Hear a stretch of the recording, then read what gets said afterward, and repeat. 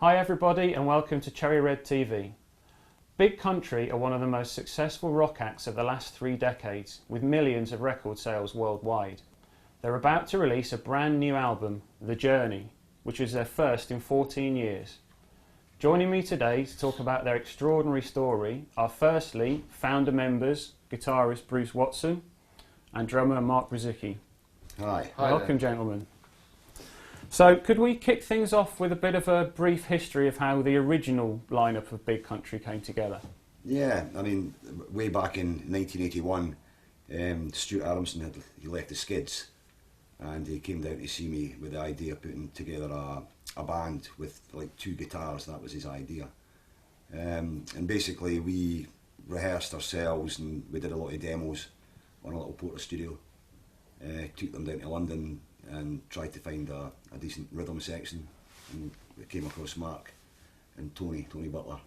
We previously met Stewart actually on the Skids tour, one of their last tours they did when we were supporting them in a band called On The Air, and it featured myself and Tony Butler and Simon Townsend as a 3-piece. We were then playing with Pete Townsend from working on his solo records, and we were approached by the manager at that time to go into the studio to look towards joining this new band that had these great songs, but they were looking for a rhythm section to complete the lineup. And so we went down pretty quickly to, was it Phonogram? Phonogram Studios, to sort of demo studios, and met Bruce, and already knew Stuart from the supporting the Skids, and it just all clicked. Everything just fell into place from there, you know.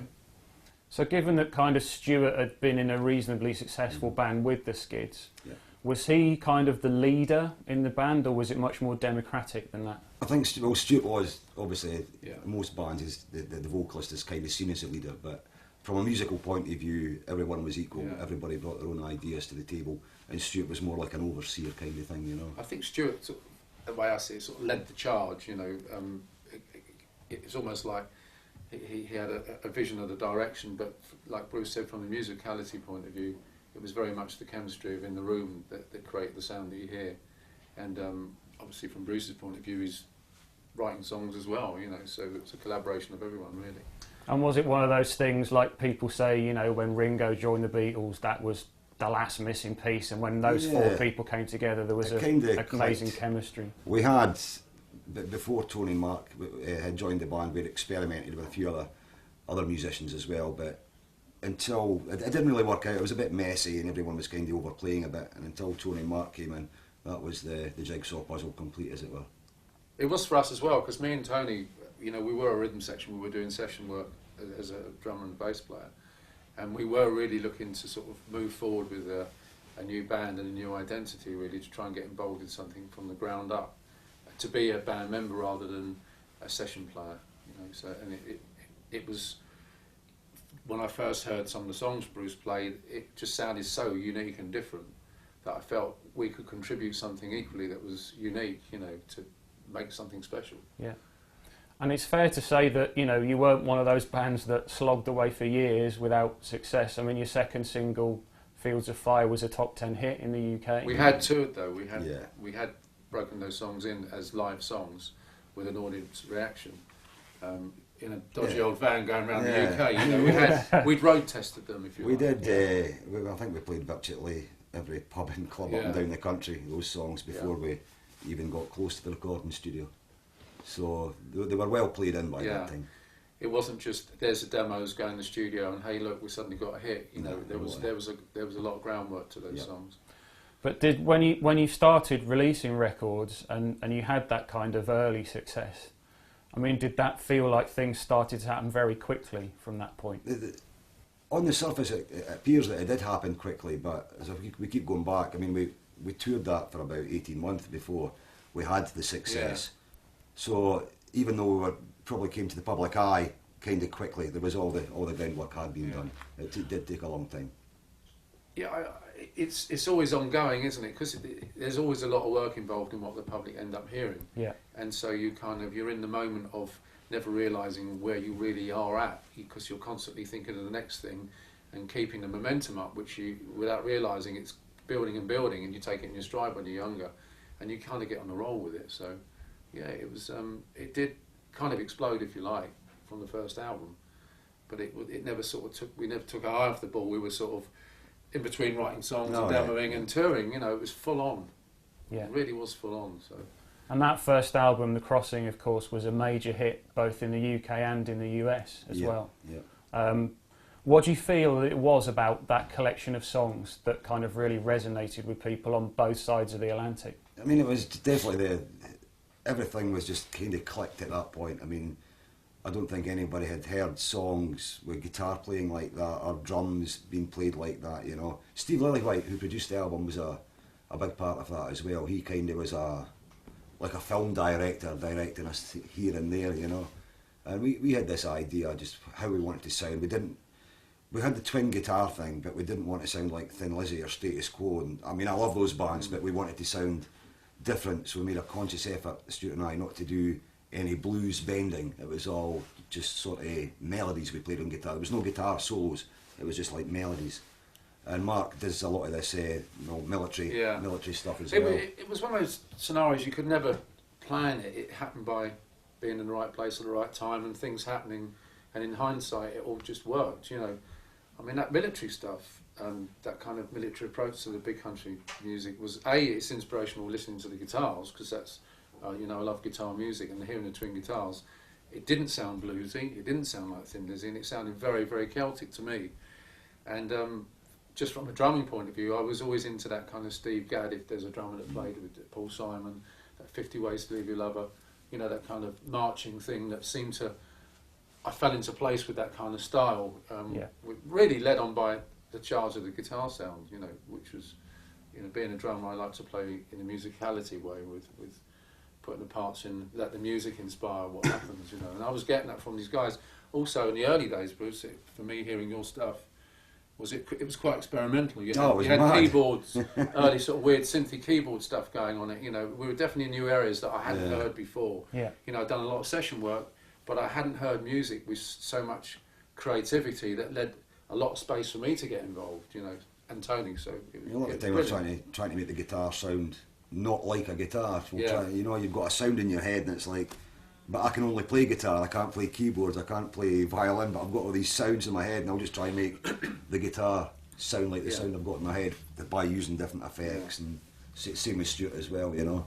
I think that was kind of one of the things that a lot of people picked up on about your sound, was that unique guitar sound. I mean, as you said, it was quite Celtic. It was, but it was also very, very uniquely them. You know, like Bruce said, I could hear violins, I could hear marimbas, I could hear steel drums. Steel drums. Yeah, you know, there was a whole load of sound that people, you were saying, you know, they're obviously using keyboards and synthesizers, which we weren't. It was a guitar, bass and drums. That's what it was. You know, other than some demos which had some post skids kind of effects on the keyboards, but no, it was. I knew we were onto something because I'd never heard anything quite like it, and it didn't lead me to think, is it going to be successful? Because you know that you think it's very easy to fall into the category. You've got to sound like what was there before. Yeah. Hopefully, to have the blueprint that people recognise. But we were really much taking a risk on our own. It was like, you know, this sounds great. Let's believe in it.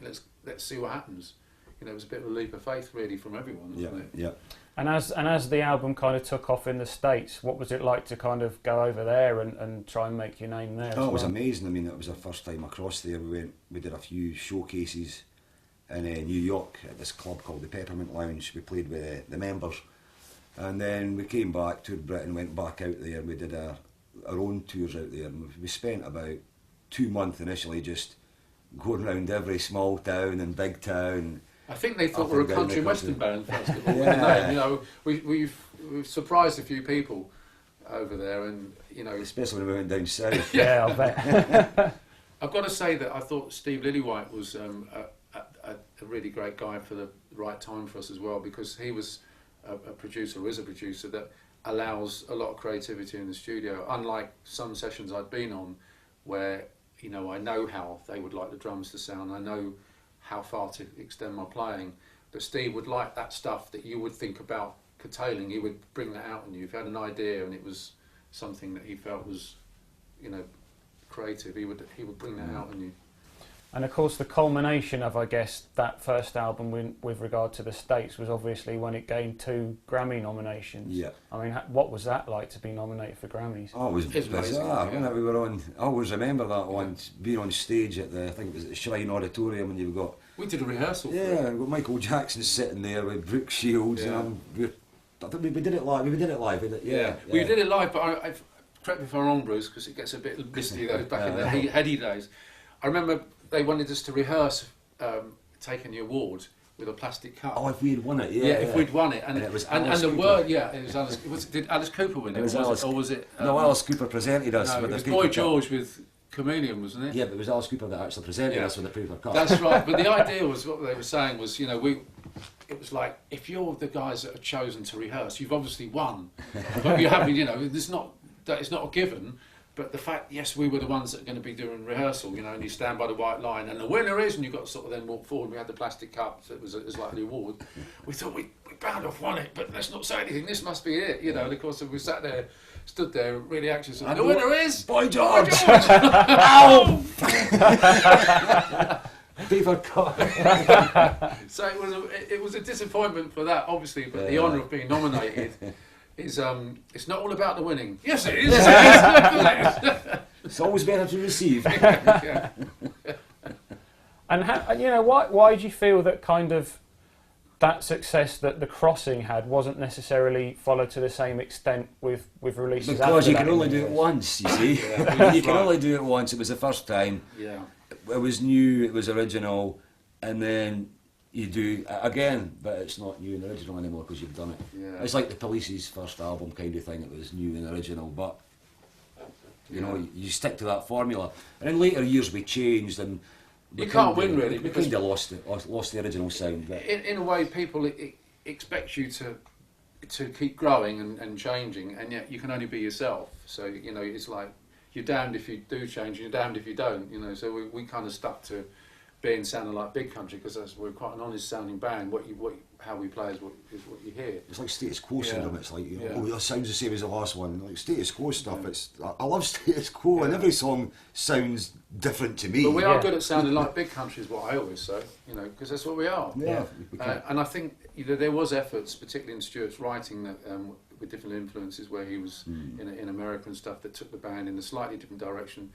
Even to the fact that you're getting led by record labels saying that, to break America, you've got to sound a bit more like that. The producer will steer in a different direction. Okay. So you are a product of the situation around you as well, and the influences that collectively come when you put it down.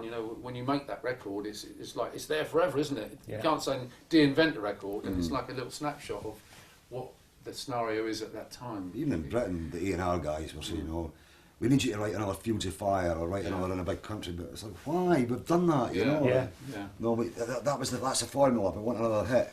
We did experiment. You write it then, you know? We did experiment musically with tons of ideas. I mean, and when you look in hindsight, you can see musically how it shifts and changes, which isn't a bad thing. No, not at all. But then it's like Marmite. You either like the change, and the purists said they're not like Big Country anymore. Then we go a little bit more back to Big Country. Then people that thought we should have changed have gone back to the road. So you can't really win. But the common denominator is we always sound like Big Country. I mean, I think certainly in the UK and Europe, that kind of level of success was, without a doubt, was still continuing. I mean, the next album, Steel Town, was a #1 album. Yeah. That's right. You had a top 10 hit, your biggest hit with Look Away. Look away, Yeah. So, I mean, from your point of view, what was it kind of like living through that era of UK and European success? It was great. I mean, we were just, 4 young guys wearing sweaters, and out we would go, and we were constantly working. We hardly had any time off, which, looking back, we should have had a bit more time off, I think. But we were working all the time. Which I was, think it was some, great to be we were there. always, we call it the think tank now. When we got ideas, we'll come up with little workshops that we do, and we come together with ideas. But we're always writing songs or getting new ideas during the time. Bruce would come up with ideas on his demo studio and stuff, and the rest of the band. But it like I said, coincidentally, is at that time of recording, because the demands on you to release a record, you've only got the stuff that you've been doing. You've been touring the last record, and you've got in between writing demo new stuff, and that's a product of what we release.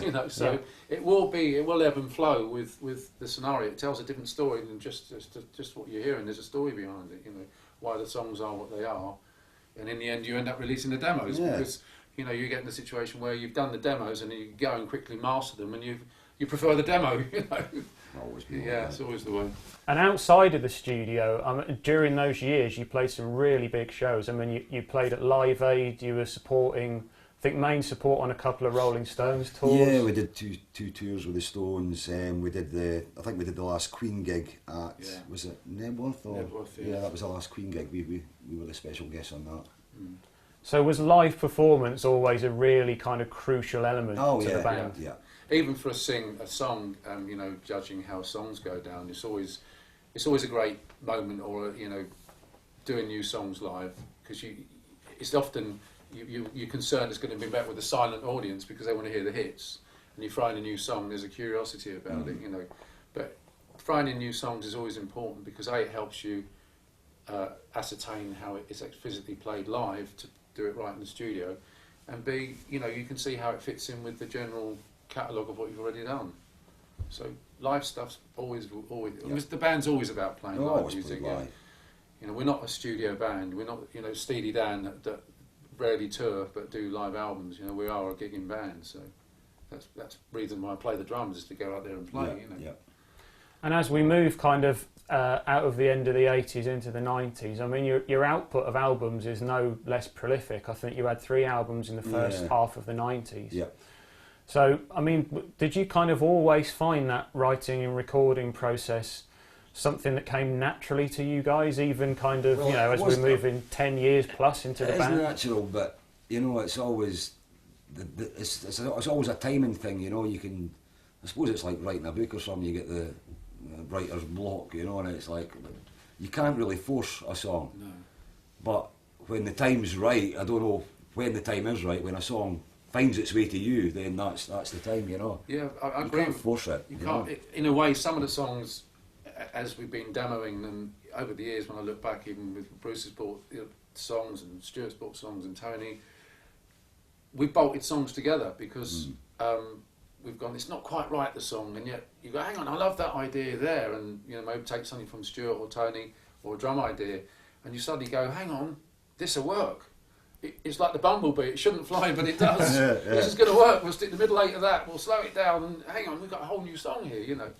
And it develops in different ways. Yeah. But I think, well, going back to the early days, the first album, I mean, when you first start out, you've got a kind of naivety when you're writing songs. You're not following that usual format, and then when you get more successful and you learn your trade, as it were, you do become a bit more professional in your songwriting, but you lose a bit of that naivety, which is quite quirky, which a lot of people like, and you turn into more of a mainstream musician. Yeah. And then it's trying to get out of that, you know. I can play better now, but it's not the same as, you know. I mean, I can't play the original album the same way as I played it back then. Physically, I can't do it, you know. Yeah, it's interesting. I agree with Bruce. It's like you have to try and de-learn because, you know, again, it's a time factor. You were younger then, you know, and it's 30 years ago and plus, and, you know, there was different music was around at the time with influencing what was influencing you then. And I liken it to trying to, like, if you know, you get good at art and you can paint really well, it becomes realistic looking. Yeah. Whereas if when you were a child, there's an innocence in, you know, having a house with a door in the middle and there's 4 square windows, and then you know how to shade in and do perspective, you know.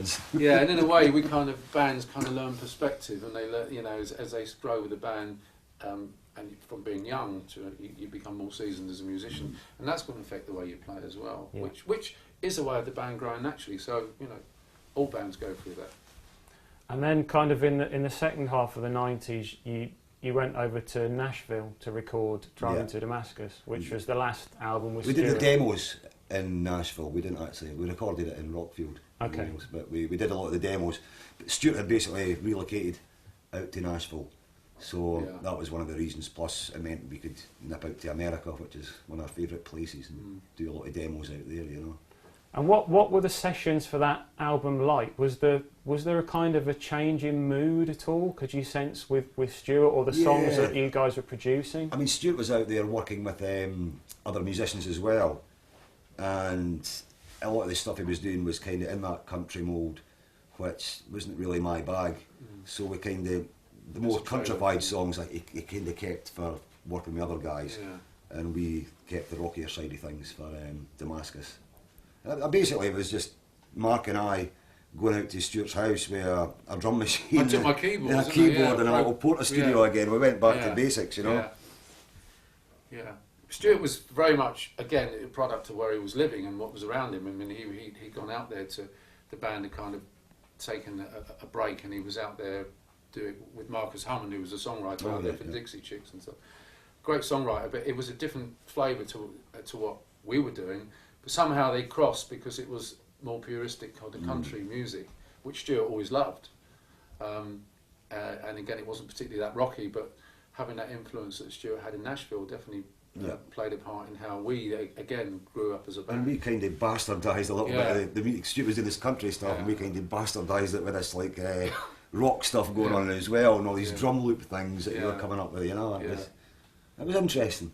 Yeah, a chemistry thing again, you know, you sort of mix it up.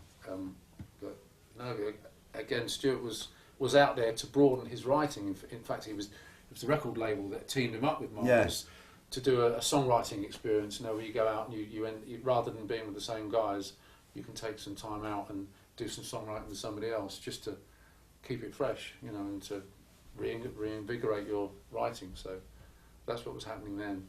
So we come to kind of what was undoubtedly, I guess, the lowest point in the band's history, which was Stuart's death in late 2001. And that must have been an incredibly difficult time for all of you. Yeah, I mean, I kind of knew something like that was going to happen. You know, when you just get one of those premonitions, you know. But at the time we'd done our final gig, final tour, Stuart left the band, and we were kind of in limbo. And Stuart was obviously still out in Nashville, but we wanted to continue. But Stuart was in such a bad state anyway, and it was kind of strange. Mike Peters had actually toured with us in Europe. Then he put the alarm back together and toured with us in Britain. And we actually asked Mike to come down and rehearse with us. Mike was going to join the band at that time, and we got in touch with Stuart, and Stuart actually sanctioned it. He went, no problem, I can't hold you guys back, you know. But, like, he was in a bad way, but he just wanted to stop. He just didn't want to do it anymore. No, he wasn't fit enough to do it, but he was kind of happy for Mike to come in. We had a couple of rehearsals, but due to scheduling and just stuff like that, it never materialised. And then obviously Stuart passed away, and we thought, oh, we're not going to touch it. Let's just leave it, you know. But it was Stuart was, I've never seen anybody as bad as that, you know. The guy was obviously so depressed and so down, but we kind of lost touch a little bit because he was out over Nashville, we were in Britain. I mean, the band had kind of split up. He'd done a farewell tour. He was making new inroads in the life out in America. He had Marcus and his band, the Raphaels, and in fact I did that last tour when he came over in the UK. But you know, when you're out of sight, you're out of mind. You know, which is, you know, we're very intense as a band when we're together because it's like one big family. And then when you do have your time off, you have that space to sort of, we don't really communicate much, you know, but then when you're back, it's as if it was yesterday, you know, so it sort of keeps it healthy in that respect. And in a way, we kind of lost touch with Stuart. His head was in a different direction and a different space for what he wanted to do, and he definitely wanted out. You know, it was a massive shock. I didn't really see it coming, although, you know, there was incidences where he'd gone missing, and you know, he had different problems. But like you said, you saw it coming. Yep. It came as a shock to me, and it was like losing a brother, you know, because it's a big family. Yeah. And it's a long time we worked together, and when you're in a band, it's not just a job as such. No. It's a whole lifestyle where completely. You know, there's so much more to being in a band than the record you hear. That's the sort of fruits of being in the band. But there's all the other things that are hanging around at the airports and the long journeys and all the stuff that happens that's not even to do with music, but it's to do with generating being in a band. All those life's experiences you share, you know, sharing rooms with the guy and tour buses and, you know. It's like you said when you came to my house, it was like, oh, I've got the same things in my house as what you've got. Exactly. Yeah, we live the same life, you know.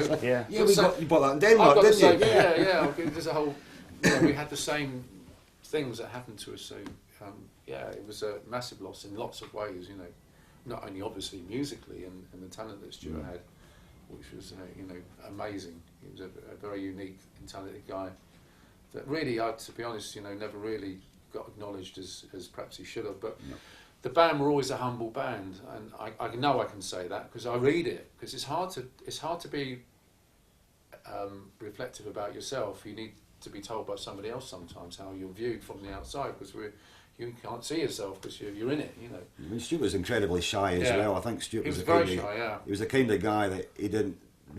What's all the fuss about, Yeah. And I think he would rather have just written songs at home and gave them to a bunch of guys and let them go out and play it. He didn't really seek publicity at all. He didn't. He didn't like the game. He didn't like hanging out at premieres or be seen to be in the right places. Stuff like, he just found that awkward. All the leggings sort of things, and even press and promotional stuff is going. But the songs speak for themselves. Listen to the music. Why do you want to speak to me about it? Why do you want to speak to me? So he was a very honest guy in that respect, and he laid out the way he wanted to deal with the music business in what suited him, because that's the way he could operate. So he was, to me, unsung, to be honest, although people do love and respect, like we do, his immense talent. But only now are people discovering him. There's new generations. Yeah. When you look back at the old stuff, nothing take away the band the way we are now, because we're forever evolving. But to go back to the early days and the major albums that we've had out, people are discovering the band and going, oh my God, what great guitarist he was, what great twin guitars with Bruce, what unique voice and lyrics, and it's like, oh, we've been saying that all along, man. People have always discovered it. Yeah, we told you so. We told you that, didn't we? Why do you come to the gigs when we're at those points? It's kind of weird, even now when we reformed, we're doing all these gigs now, and it's you go out in the audience, you can see, well, I recognise him for years ago. Yeah, growing up with us. And then they've brought their kids, the younger ones come in, going, how have they heard the Big Country? They're not even born. There's other bands as well that, I'm really proud when I hear other bands say, that it's influenced, some of it was influenced by Big Country, so we've left, say we haven't gone anywhere, but the Big Country trail, is left a blueprint for people to pick up on and be influenced themselves, People think certain bands are us if they got any Celtic guitar and stuff, It's almost like we own that style, so I'm very proud of it as well. It wasn't conscious, like we say, it was something that... It wasn't contrived. It just happens when we play in a room,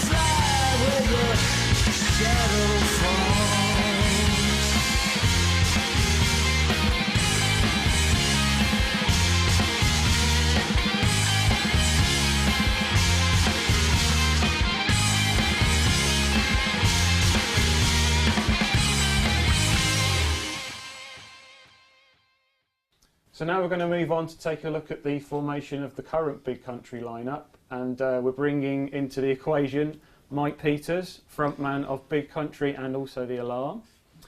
We're bringing in Derek, who is the bass player, formerly of Simple Minds as well, and Jamie, guitar, and you are Bruce's son. Yeah. Yeah, So- my wife had an affair with the milkman. That's what happens.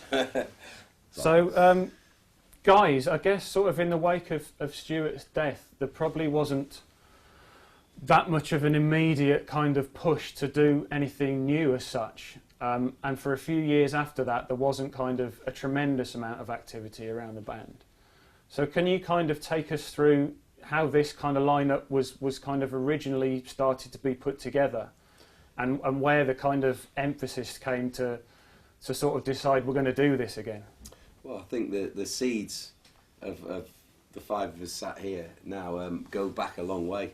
From my own point of view, I met Stuart Adamson on stage with U2 in 1983 at the Hammersmith Palais on the War Tour.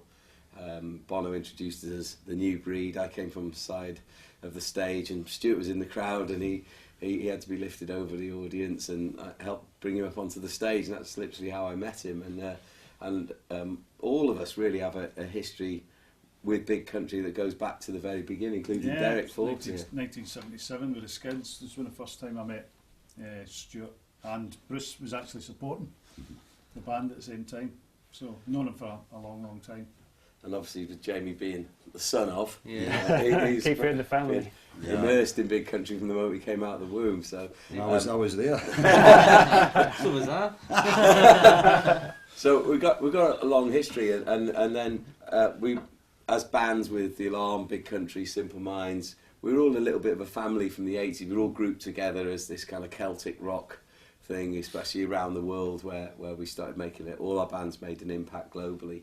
And but our paths crisscross. We play festivals or shows. We'd be at TV things together, and our friendship just developed through that. And but specifically from my own point of view, what brought me deep into the heart of Big Country was in the year 1999 to 2000. The Alarm supported Big Country again, and I even went as far as travelling on the tour bus with the band into Europe, and I was opening the shows and jumping up on the encores, and we developed a really deep friendship. As it was like I was in the band then. Yeah. It was that close really, and Stuart and I had lots of conversations about the future, and Stuart was at the point where he was living in Nashville, and he was really expressing a desire to go down a more country rock route as a musician, and he was moving away from the big country music ethos really. And he had conversations with me on that time, said, I think you should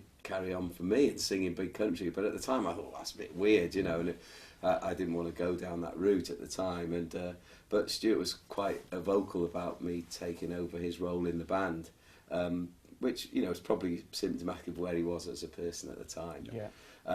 And because we were friends, we had quite a few jam sessions, didn't we? And rehearsed as well, didn't we? and we were playing together after the final Fling concert, which was the last Big Country gig in Scotland. And again, I was at the gig and joined the band on stage. Well, I played with you with The Alarm. That's right. Yeah. We were. It was very incestuous in a weird sort of way.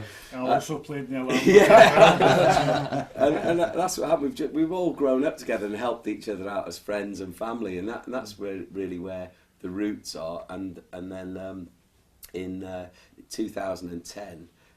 Bruce phoned me. I was climbing a mountain in Wales and asked me if I'd come and sing a couple of songs. And I'd done that in the past. We played at a fan club convention in Zondam in 2002, which is about 12 months after Stewart had passed away. And that was a fan club commitment that had been in the diary. And we all played together. That Big Country played Alarm songs, and I sang Big Country songs. It was an incredibly emotional night. It was, and there was some talk of the band carrying on in that some sort of fashion then, but I think it was just too raw for everybody. Yeah.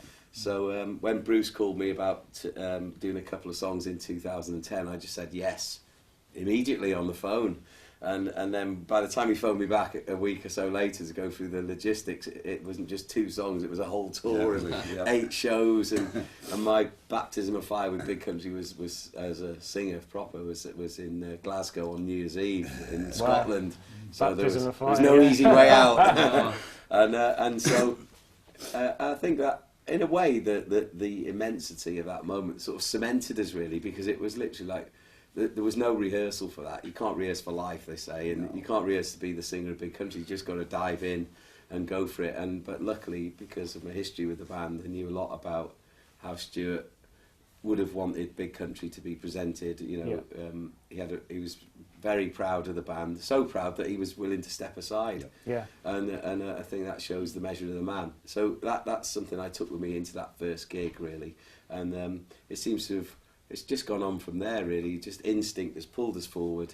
The crowd have been receptive. It's enabled everybody to interact with Big Country without the darkness of Stuart's last hours clouding everything. You know, Stuart was a much bigger man than the final 24 hours of his life, and this is a way to celebrate that and allow the fans to play his music without being sad again, and to buy a ticket for a Big Country gig or go on the website without feeling it's somewhere you can't go because this tragedy that's happened.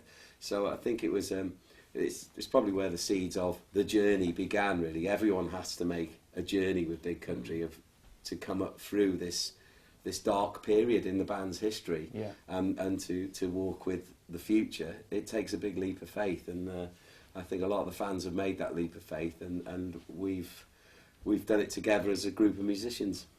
So Bruce, when you made that call to Mike, as he's saying, was there a kind of seed in your mind already of this could be something that's going to have a new direction, or was it just kind of an initial let's do some shows and see how it goes? The catalyst for it was we were coming up to our 30th anniversary, weren't we, from the crossing, and it was like we were under so much pressure from the fans on the website to do something, and my first thought was, well, Mike's the man, definitely, we'll get Mike in. And at that time, we were only talking about going out and playing our back catalogue and playing the crossing, and we had no thought about writing new songs. But once we got on tour, because Mike's a proactive kind of guy, we'd have guitars in the dressing room and be, oh, what's that you're playing? Or, oh, that's interesting. And we discovered that the chemistry was there with Mike to write new songs. And that's how it came about. And instead of wasting time going back to hotel rooms, all that kind of stuff, sound check, let's rehearse that song, you know. And what happened was, we started rehearsing it and ended up on bloody YouTube. And it was like, people going, oh, it's like that new Big Country song. Or is that an old song that you've reworked? Well, no, it's a brand new song. I remember the day we were in Sheffield Academy, and I was sat in the dressing room, and I heard Bruce playing this amazing riff on the stage, and the words another country popped into my head, and I just run up on the stage and, what are you playing? And I just play it in a shuffle, like Look Away, wasn't it? Yeah. And then all of a sudden we had this amazing piece of music going, and then I was. The next show was in Nottingham, and I came into the dressing room late on because my family had turned up for the last night, so I hadn't been at the sound check. And Bruce says to me, by the way, Mike, we're playing another country in the set tonight. I was like, whoa! So I literally wrote some lyrics in the dressing room, but it was that organic that I think if we'd really sat down and thought about it and got in a room, okay, lads, we're going to write a Big Country song and get the guitars out, you couldn't have done that. It had to happen by natural process. And we were that's talking about earlier, that's how we did work before. Mike kind of came in, and it's the same way we've always written as a band. You know, it's the same chemistry again. And of course, Derek's brought his thing as well. You know, it's obviously Tony retired last year as well. Quite happy. He's just said it's not for me. I'm teaching. He's a part-time teacher down in Cornwall, and we got Derek involved. Again, it was like there was only one man for the job. And if you flip back 30 odd years when Stuart and I were doing our demos down at the townhouse, the Simple Minds, you were in doing, was it Real Kick-Off? Might have been Real to Real. Depend what year was it? Was it 83? 81. 81, it would have been, Sons and Fascination. Right. But anyway, it was just Stuart and I. We had Rick Buckler from the Jam playing drums with us for the demos, but Stuart and I were, why don't we ask Derek? He's in the studio next door to play bass. And Stuart was so close to asking you, but he was stupid shy. He went, oh, we'll just do the bass ourselves. So he could have been the original bass player.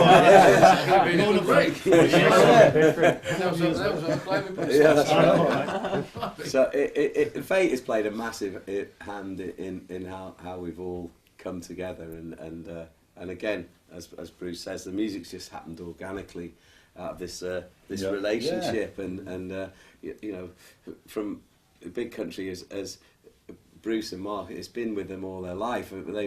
What's impressed me about them as musicians and human beings is, you know, the best things they've had in life have left them, you know, by all sorts of terrible circumstances and difficult processes, but they've still stood strong and kept their band together and brought in people like Jamie, you know, even Bruce went so far as having a kid to get a guitar player for the band. Incredible dedication. Keeps the cost. I wanted a football team, but I'm not going through another 9 of those. Just as well you were short of milk that day. You got yourself a lovely gold top. Oh, you cheeky monkey. So he's sitting next to you right now, so be careful, Jamie, but what is it like being in a band with your old man? It's good because, well, when they were all touring when I was younger, you wouldn't get to see your dad a lot, so it's a lot better now being in the band because you get to see him every day now, which I suppose can get a bit tiring now. No, it's great. It's good because obviously you miss them when they're touring. It's probably the same for your kids as well, Mike. Absolutely. When you're away. I love seeing Bruce and Jamie working because there's a real intimacy in their playing that probably if I'd been asked to be the guitarist, I wouldn't want to sit in a bedroom or a hotel room with Bruce every day. But because they're father and son, they work similar to how Stuart and Bruce worked when you know they were sharing rooms and they were detailing the guitars without the rest of the band, just going on working out harmonies, and that's where the real sound for Big Country comes from, in the intimacy in the guitar. And Bruce and Jamie have got the same intimacy as father and son that you couldn't manufacture that has to be something that just happens as through natural process. Telepathy there, bizarre telepathy. I don't know, it's a strange thing, but we both live together as well, so you know, and it's kind of weird when the band broke up, or when the band ended and Stuart passed away. I kind of went back into Civvy Street and had a honest day job for a while. I'd come home from my work and Jamie was like getting taller and taller. He had the guitar around his neck all the time. And he's a cocky little bugger. He's sitting there playing. I'm going, what's that, Jamie? Well, I've written your new hit single, Dad. Let me show you where you went wrong with the chorus, son. You know, all that kind of stuff, you know. So, no, it's good. It's a good relationship, and the chemistry between the 5 of us, it definitely works. Yeah, definitely. So I guess for you guys, and particularly the newer members, when you kind of were set that, you know, we're going to go down this path, we're going to write and record a new album, did kind of the legacy of the past sort of influence what you were doing in terms of the writing and how you guys were approaching being part of the band? Very, very much so. You know, I look at it as like, Big Country has just been this river of music all the way through its life, and we just got thrown into the river. It's the same water, and we're just being pulled along in the stream, and you can't fight that. You know, it would be wrong to try and write a song that I was thinking about the Alarm and bring it into Big Country. That wouldn't be right. Everything has to stem from the same source, from the spring that brings up the river. That's where the music has to come from, and you have to go back to that source. And so everything we do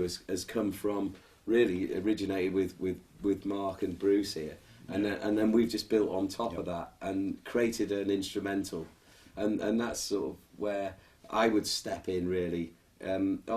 Obviously, when they worked with Stewart, it was instrumentals that were created, and then Stewart would take the music home and think about the lyrics and the vocals without his guitar.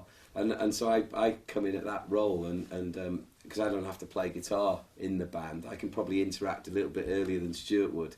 And so as soon as something starts to take shape, I can get on the mic and there's lyrics popping in my head. Because whenever Mark and Bruce are playing and the whole band's playing, it's very lyrical. The music is very lyrical, and that's always been something that, as a fan of Big Country, when I listened to their music, I could see pictures in the music. Yeah, it's very melodic, the whole thing, isn't it? And you've just got to let that come to you, and there's natural images and lyrics in the music that's being played, and you've just got to be the recipient of that and then help to put that down. And Obviously, each song is like a miniature movie almost. You know, Yeah. you can just like images. You know, always when you're playing. it is It's because amazing. it's created like a soundtrack. It's an instrumental. You hear it all come together, and it I suggests think that's things why there were so straight many away. sort of different style of passages in our music compared to the standard sort of rock format. You know, we would go branch out in different middle eights or a B section. There'd be so many different parts to our songs that would create this whole landscape of imagery. You know, we're talking about. And I always remember when we were writing with Stewart, we'd throw so many ideas down that maybe one song could end up as two songs. Yeah. And you know, when we're doing our demos, Stuart would always say, "Right, I'm going to lock myself away and I'm going to start working on the lyrics." And you know, we didn't disturb him. He would go away and write the lyrics, and come back, and all of a sudden it's like it take on a whole new dimension again. You know? We're like a prog rock group without the goblins, basically. Mike throws vocal, lyrical ideas at us. You know, when the songs are still quite fresh. I've got a good theme for this. I've got an idea vocally.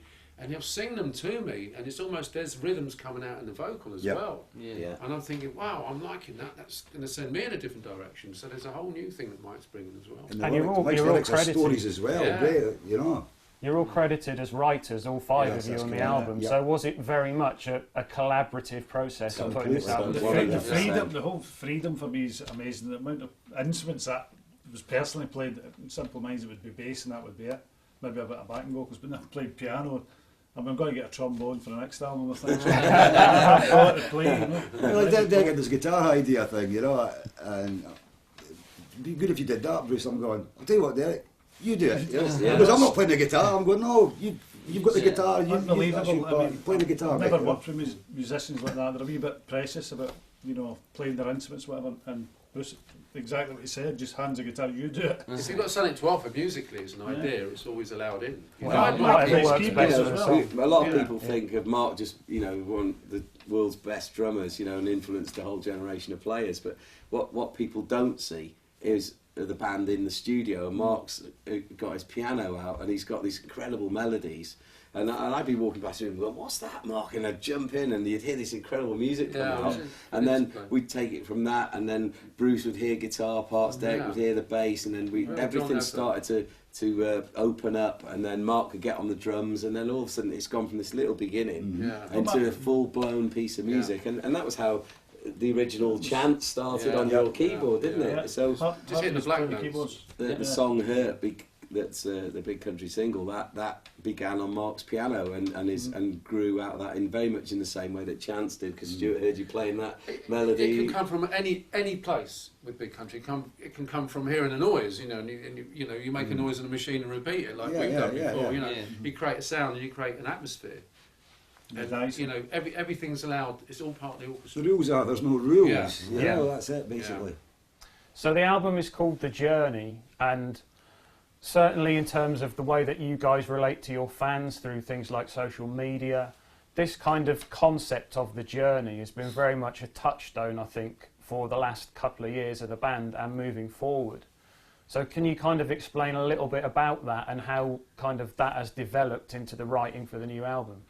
Well, like we said earlier in the interview, everyone has to make a journey and cross a line to be part of the future of Big Country, because there was a line drawn in the sand in 2001 when Stewart left the band and left the planet. And so you have to make a choice whether you want to step across and be part of the future or just leave it alone where it was. And it's not an easy thing to do. It's a very difficult journey.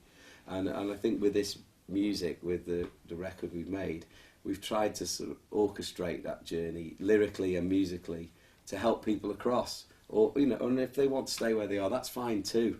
They can find solace in what we've done, and I think we have ourselves, because Stewart was a friend to all of us, and we've all lost a dear friend, as the fans have, and this is our way of coming to terms with that. It's taken Big Country a long time to come to terms with it. Some people move on straight away.